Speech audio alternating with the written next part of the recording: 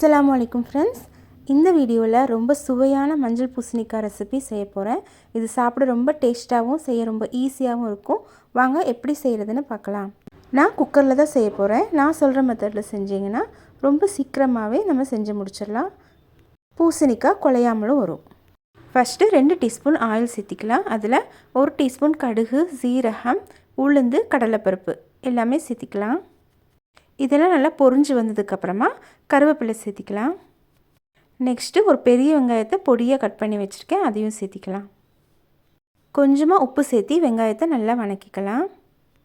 வெங்காயம் லைட்டாக பொன்னிறமாக வணங்கினதும் நம்ம கட் பண்ணி வச்சுருக்க மஞ்சள் பூசணிக்காயை இதில் சேர்த்திக்கலாம். மஞ்சள் பூசணிக்காயை ரொம்ப சிறுசாகவும் கட் பண்ணக்கூடாது, ரொம்ப பெருசாகவும் கட் பண்ணக்கூடாது. மீடியம் சைஸில் இந்த மாதிரி கட் பண்ணிக்கோங்க. ரொம்ப சிறுசாக கட் பண்ணிங்கன்னா சீக்கிரமாக குழஞ்சிரும். அடுத்ததாக 1 டீஸ்பூன் மிளகாய்த்தூள், 1/2 டீஸ்பூன் மல்லித்தூள் சேர்த்திக்கலாம். எல்லாத்தையும் சேர்த்து கிளறி விட்டு ஒரு 2 நிமிஷம் மட்டும் குக்கரை க்ளோஸ் பண்ணி வச்சிடலாம். அடுத்ததாக ஒரு பேன் எடுத்து அதில் 1 டேபிள் ஸ்பூன் நிலக்கடலையும் 2 வரமிளகாயும் சேர்த்து ட்ரை ரோஸ்ட் பண்ணலாம். மீடியம் ஃப்ளேமில் வச்சு ஒரு 5 நிமிஷம் இல்லை 10 நிமிஷம் செய்யணும். கலர் சேஞ்ச் ஆனோன்னா ஸ்டவ் ஆஃப் பண்ணிடலாம். ஒரு 2 நிமிஷத்துக்கு அப்புறமா ப்ரெஷர் ஃபுல்லாக ரிலீஸ் ஆனதுக்கப்புறமா ஓப்பன் பண்ணி பார்த்தீங்கன்னா பாருங்கள், குலையாமல் இந்த மாதிரி நல்லா வெந்து வரும். குக்கரில் விசில் வர வரையும் வெயிட் பண்ண வேணாம். 2 நிமிஷம் வச்சுட்டு ஆஃப் பண்ணிங்கன்னா உங்களுக்கு கரெக்டாக வந்துடும்.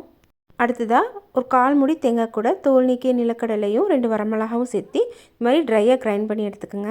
கிரைண்ட் பண்ண பவுடரை இப்போ மஞ்சள் பூசணிக்காய் கூட சேர்த்திக்கலாம்.